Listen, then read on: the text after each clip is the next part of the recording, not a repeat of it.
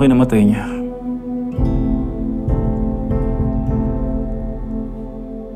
Ayon po sa informant, namatay po siya sa sakit sa baga.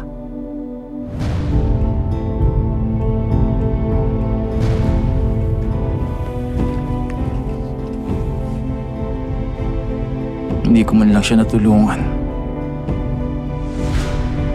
Hindi ko man lang siya nakita nung mamamatay na siya.